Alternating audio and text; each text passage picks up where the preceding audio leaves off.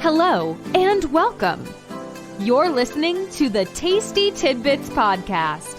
Get ready to receive rich, well-seasoned, and tasteful tidbits to transform your life. Each week, Dr. Tiffany comes to you with inspirational encouragement and thought-provoking interviews to help you revolutionize your walk with God.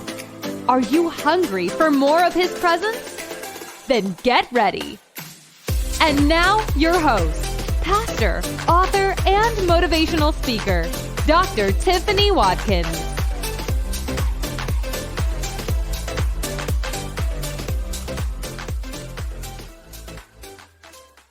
Hello, everyone, and welcome again to Tasty Tidbits. I am your host, Dr. Tiffany Watkins. I'm so excited to have you in on another episode on today. I'm excited today for what we're going to be talking about because I believe that as you are listening, we have many that go through this and have experienced it. If you ever lived on this earth, you've gone through some type of depression at one point or a time in your life. And so I have a special guest with me today that really is going to open up to us and share her experiences as well as to give us some helpful information on how to help us. And so today we got Cathy with us. And Cathy, she had suffered with depression for a long time before she even understood what depression was. And in an effort to alleviate her suffering, she treated her depression with acupuncture, talk therapy, medications, meditation, positive self-talk, exercise, and research to get a better understanding of what she was dealing with. And she found the perfect combination of treatments to help her get through her daily life. And she also has a current blog that's called Cathy Cross, which is a depressive positive perspective. And it's where she shares her positive thoughts and ideas that have helped her battle through her depression. And so thank you so much for being a part of the podcast today, Cathy. How are you? I'm good. Thank you so much for inviting me, Tiffany. I really appreciate that. And I thank you. Thank you so much for being a part. And just tell the listeners a little bit more about yourself so they can know a little bit more about you. Sure. Okay. So I'm a teacher. I'm a middle school English language arts teacher, and I enjoy it on some days, and those days where the students get under my skin, it's a little bit more challenging to enjoy them. Yes.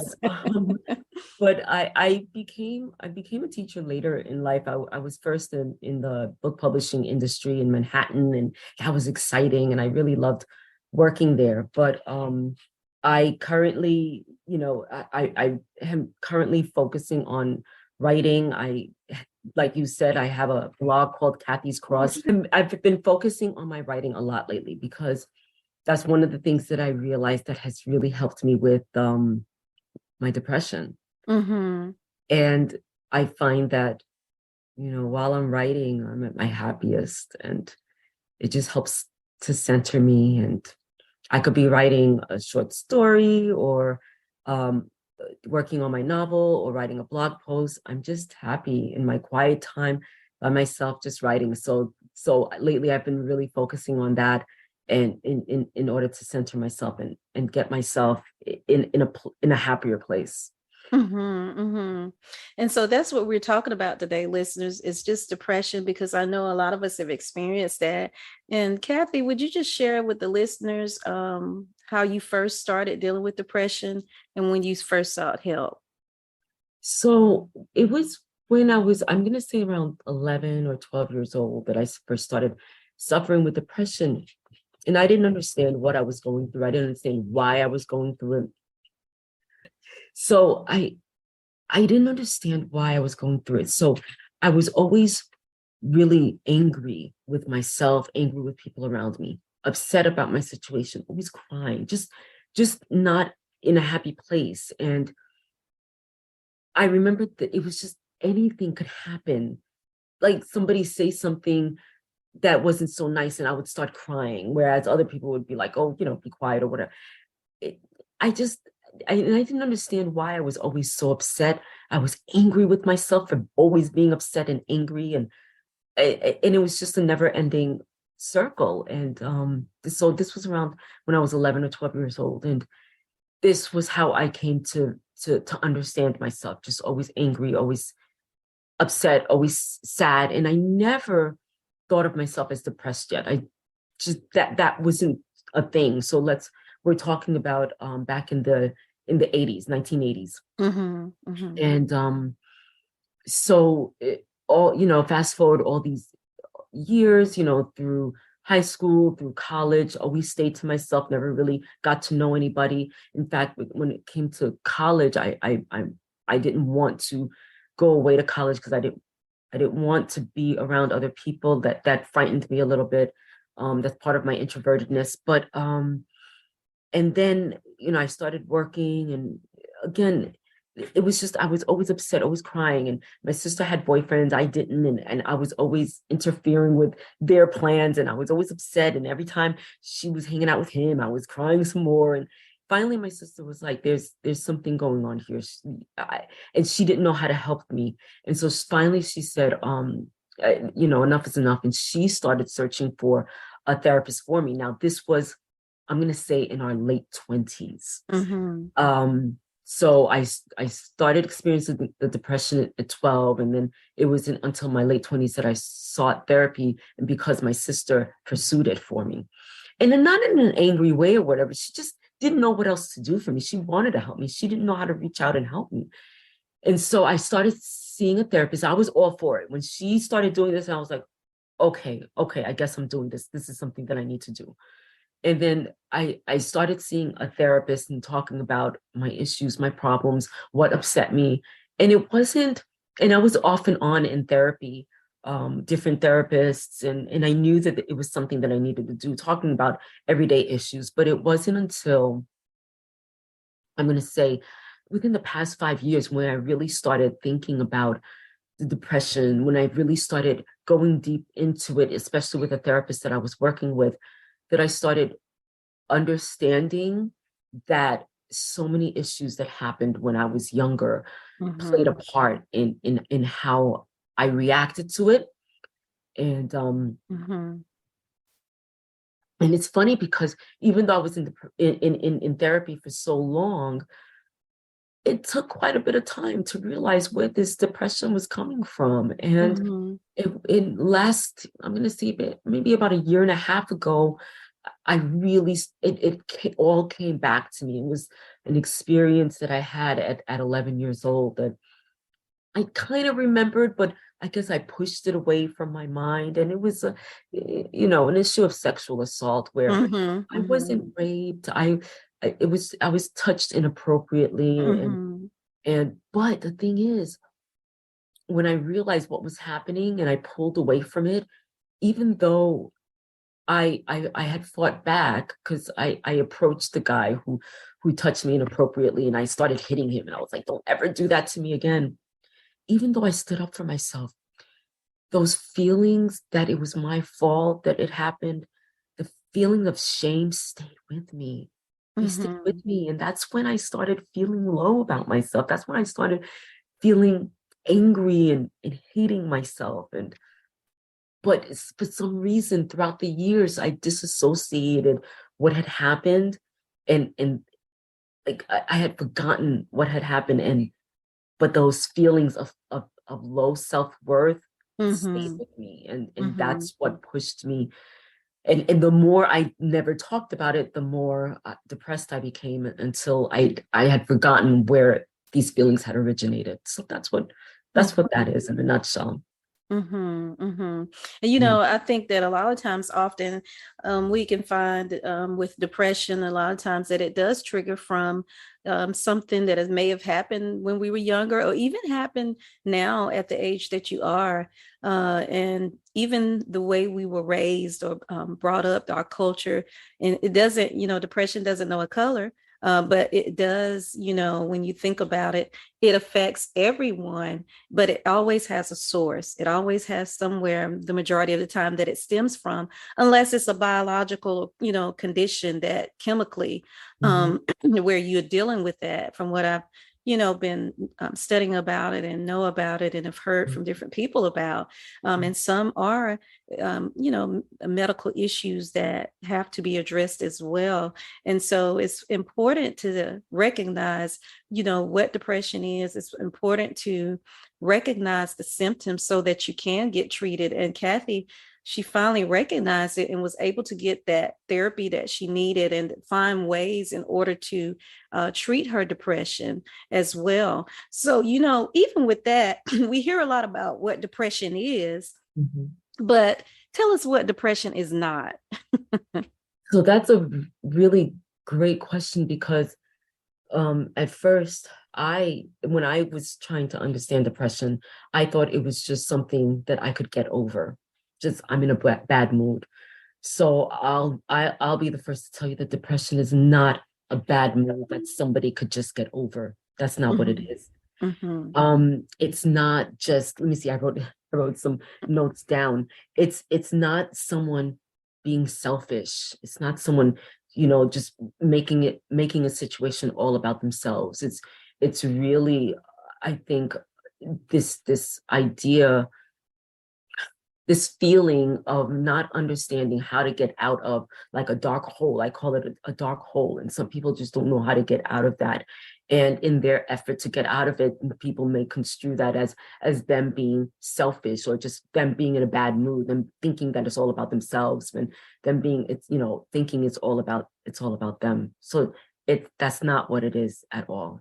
And even with our podcast, Cathy, we serve a lot of Christian listeners, and a lot of times, often too, with depression, we think of sometimes we can pray it away, but that's not always the case. There is cases where you need therapy, and there's nothing wrong with therapy. There are cases where you need medications. That's why God created doctors. There's, so there is, a need for that.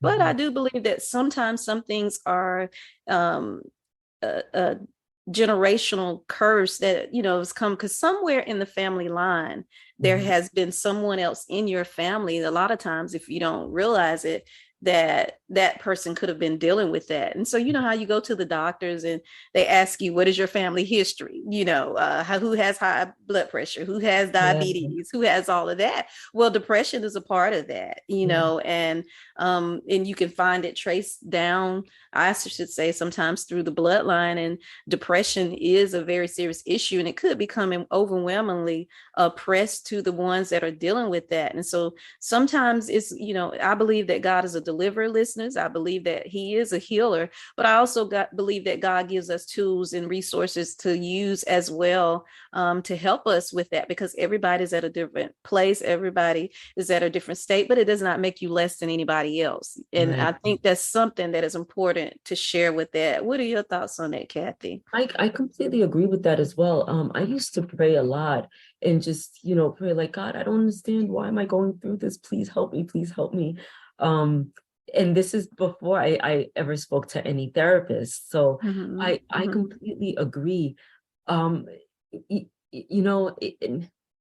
It is something that you do need help for, whichever way that you decide to. When I first went into therapy, I had a doctor who prescribed me, I think it was Zoloft, and I started taking it. I took it happily. I was like, these are my happy pills. They make me right. Right. But it was, I didn't lose my job. I stopped working.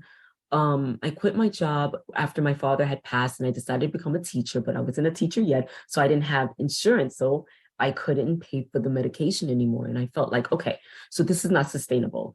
And I felt like I would be okay without the medication. And it was completely by accident when I realized a number of different things, as you mentioned at the beginning of the podcast, that I started doing in order to help with my depression.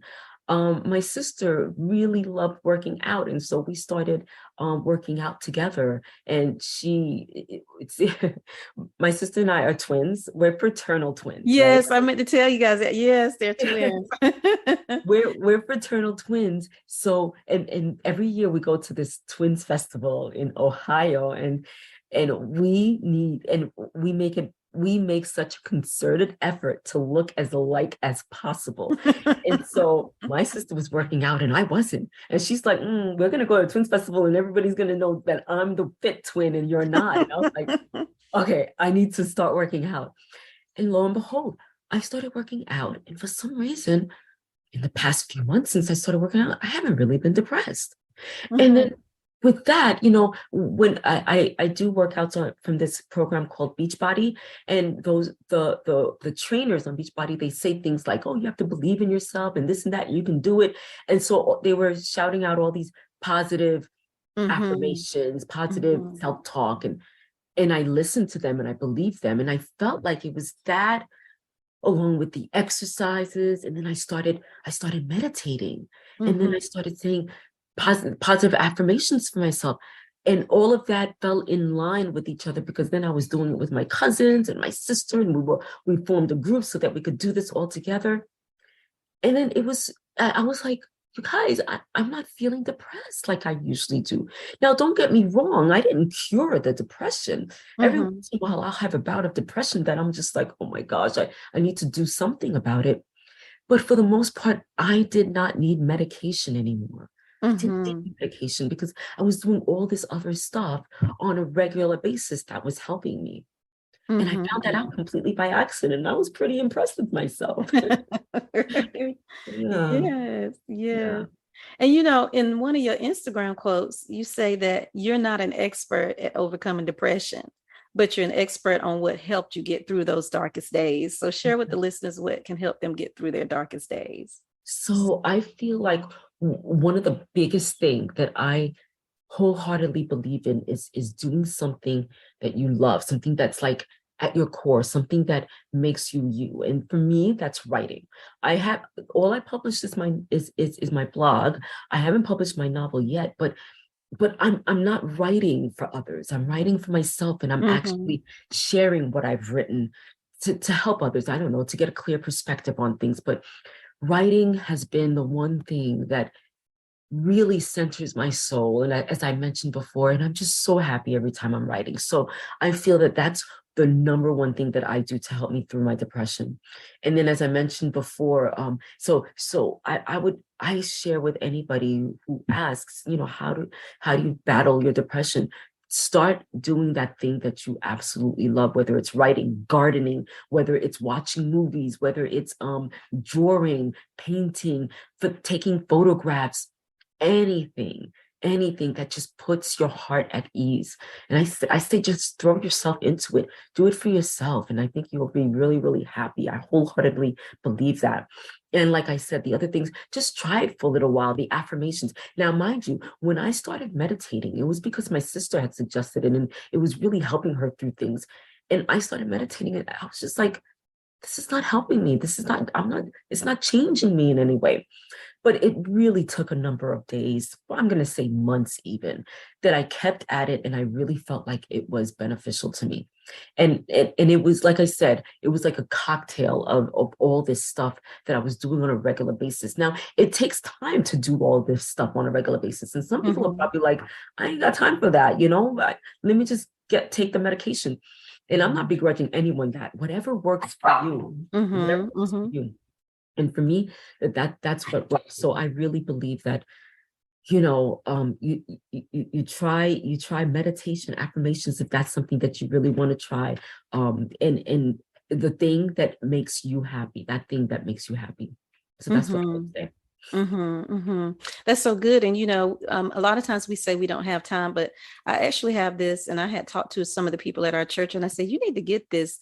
It's an affirmations app, and you can just go in and you can place your own personal affirmations in it. Yep. And once you place your own personal affirmations in it, it allows you to read it in your own voice. And Yeah. so when you're reading, once you have your affirmation in there and then you read it, then you're hearing yourself speak back those affirmations. And so whatever it is that you're putting in there, then it's feeding your spirit, man. It's feeding your Yeah. spirit and everything, so that even when you're not only feeling your best day, it's still talking for you. Because Yeah. sometimes we don't even feel like getting up. You don't feel like, doing anything. You don't even feel like praying. I tell people, just not be deep. Some days you don't even feel like it, but those are the days where you can pick up, the affirmation and begin to play it, because sometimes you need to keep building up your spirit. And eventually, like you said, the more you do it, consistency is key. The more you Yeah. do it and the more you continue to do it, the more it takes over. And then you begin to find yourself, like David did in the Bible. He said, encourages himself in the Lord. When you begin to constantly feed your spirit. And I talk about feeding your spirit, the word of God. Joshua, he said, I will meditate on the word day and night so that I may observe to do according to all that is written. And so then you will be prosperous. That's what it says. And then you will have good success. But just meditating on those things that are good, pure, lovely, and just all of those types of things will get you off of focus of what causes you to be sad and causes that oppression to come. And being very active, like you said, those are great ways in order to be free. And you also talked about getting off of medication. And one of the ways that you said to do that was exercise. And it's ironic that you said that, because I had started my exercise journey about I had started about 3 years ago. So I've been doing it, but being consistent and just switching up my exercise routine. And I've noticed that ever since I've gotten consistent with it, if I miss a day or two, then I start to actually feel kind of sad, like, what is going on? But that exercise, and it builds those endorphins in you, and causes you, everything to circulate, everything to get to moving, because sometimes it could even be chemically, that while we are dealing with those things, and just the thing of moving around and the exercise, it builds up those endorphins and causes you to be even more happier. Have you found that when you've exercised, Cathy? Oh yeah, absolutely. I'm light. I'm happy. And while I'm exercising, I just think about, oh, I'm gonna look so good. Oh, I'm gonna look cute. And that makes me happy. Whatever works. Whatever. Right. Right. Yeah. And I was before I got on the podcast today, I had just came back from my personal trainer, dogged out, tired out, like, oh, I don't want to do this, but the end goal is you want to be healthy. So I went in the mirror, looked at myself, I said, oh, I'm looking really good. I was like, but it does something to you. And so you have to do, like you said, do things to help yourself, do things to be able to encourage yourself to do better. We can all think about the bad things and all of those types of things, but a lot of the things that Cathy was saying, you have to be able to do that. You have to be able to talk to yourself and encourage yourself, because that's very important. And you have to be able to do that. And you will get through it. And I think one thing that we didn't mention, but you talked about it and we don't even realize it, is that you had a support system, which was your sister. Yes. And so I think that a support system is very key as well. What do you think about that? Absolutely. There are a lot of people when somebody is really depressed and they're like darkest moments, it's hard to reach out to others. And when others reach out to you, it's hard to say, okay, I'll go out with you. Okay. It's hard. It's hard. It's like something within you is preventing you from doing this stuff, even if you want to.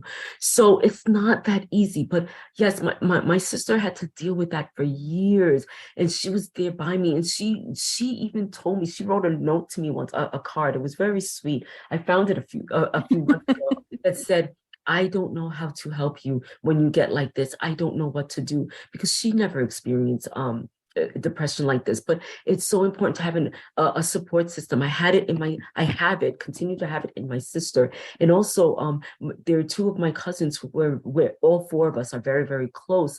And sometimes, and we did an exercise challenge with each other. We go away together. We have phone calls just to check up on each other, to be like, okay, what are you doing this week? And how can we support you with that? It's so important. It's so important, because we were made, I believe we're made to help each other. We can't get through. We can't get through life without other people. If there's somebody that you can reach out to, I mean, that's so important. It's not, we're not by ourselves on this earth. We were not created to be by ourselves. And the thing is, especially when you're feeling sad and depressed, when you're alone, it makes it worse. When you get by yourself, because then you have all these drowning thoughts and things that come in. And so it's very important that you do have that support system. And so listeners, I encourage you to find a strong support system. And again, like Cathy said, sometimes when you're dealing with that depression, you don't want to deal with anybody. You just want to be by yourself. But I want you to recognize and realize that you have those that care for you, those that are out there that support you. And think about the ones in your life that are there for you and that would support you. And if you don't have someone, because you may say, I don't have anyone, then Kathy's going to get her information to you as well, so that you can get some helpful resources. But you can also get therapy. You can get counseling for those that, in ministry, or you're in church. You can talk to your leaders and get counseling as well. But if you need therapeutic counseling, there's nothing wrong with that. And I encourage, like she said, meditation and prayer. Those help a lot of times. A lot of times when I've, get anxious about a lot of things, sometimes it just takes it time to just really sit down and do what the Bible says: cast your cares upon him, for he cares for you, and just letting all of that out. So that you don't have to carry it alone. And so I encourage you, get that support system that you need, get that help that you need in order to get through what you're going through. And I just pray for the listeners today that the Lord continues to strengthen you, that he gives you that support system that you need, that his spirit continues to rest upon you. And where there's a spirit of oppression that continues to bind you, we pray the blood of Jesus over your life, and we decree and declare that resources will come, that you will find the help that you need. People will line up with you in order to help you along your journey. And if you love exercise, take up a hobby, find something else to do. Kathy talked about writing. She loves to write. She's an English teacher, so she loves to write. Yeah. And that is very good. Some of you may love to paint. Some of you love to sing. Get involved with your gifts and your talents and throw yourself into them. I even hear a lot of movie stars talk about that. They deal with a lot of issues all the time, but they throw themselves into the craft that God has given them on the inside. And whether it's singing, whether it's dancing, and if they stop doing those things, sometimes they feel miserable because they're not operating out of what they love to do. So I really appreciate that, Kathy, that you brought that out. What do you think about that as well? Just throwing yourself into things as well, like you're writing. Yeah, I completely, it's like, it's feeding your soul. This is what your soul is asking you for, feed it give it what it needs, that nourishment. I believe I know that everybody has been born with some type of talent, something that they love, even if it's just listening to music. Why not just listen to the stuff that makes you feel happy? I just so believe in that so much. And you'll be more happy and fulfilled. Like, I love to travel. Like, when I get, when I get stressed out and bummed, I was like, okay, it's time to go somewhere, because sometimes you have to get, away, because I'm around a lot of people a lot. And so they pull, they draw. And so sometimes you have to do what you have to do in order to strengthen yourself back up and replenish. Yes. And so whatever you need to do to replenish, whether it's getting a massage, or whether it's just going to the lake, you can't afford it. Go to the lake and just sit out on the lake and just watch the water. That's therapy within itself. True. Yeah. Isn't it? So do something, even if it's just taking a walk or something. All of those things will begin to help you as well. But Kathy, thank you so much for being a part of our podcast today.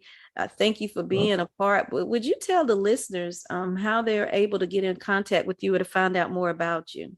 Sure. Okay, so I am on Instagram. It's Kathy_Marie1. That's on Instagram. And my blog is .wordpress.com. So it's Kathy's Cross, like my cross to bear. Right.